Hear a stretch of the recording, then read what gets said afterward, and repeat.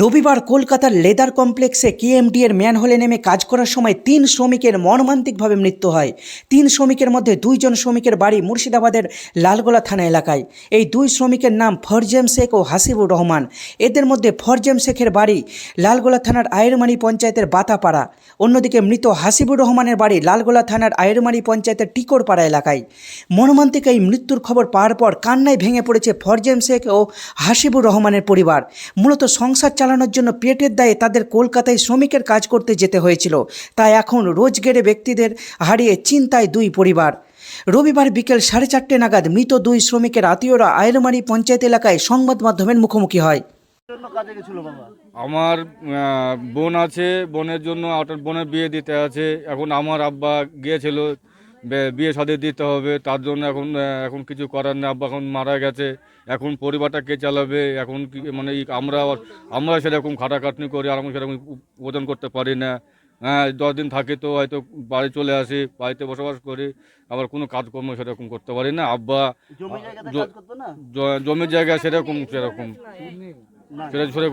নেই। ও পরে জমিতে কাজ করে, এখানে পাইপ লাইনের কাজ করতে গেছিল।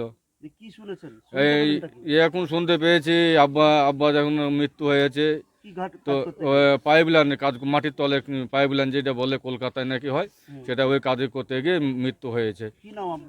আব্বার নাম ফরজেম শেখ। আমার নাম জাহাঙ্গীর আলম, বাড়ি আইনমারি বাতাপাড়া। বাবার বয়স অনুমানিক 60 হবে।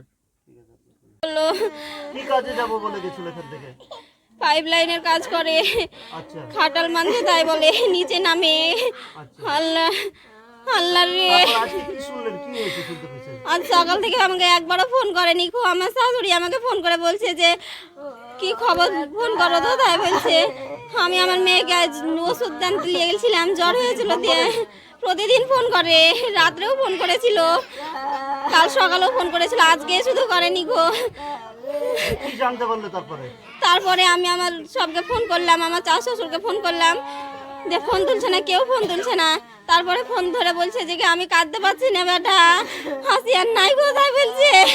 আল্লাহ রে, আল্লাহ আমি কি করে থাকবো রে, আল্লাহ রে, আল্লাহ আমি সহ্য করবো কি করে রে, আল্লাহ রে। আমার নাম বিলকিস খাতুন। আল্লাহ রে, আল্লাহ রে, আল্লাহ রে, মেয়ে আছে। আল্লাহ, হ্যাঁ আল্লাহ রে।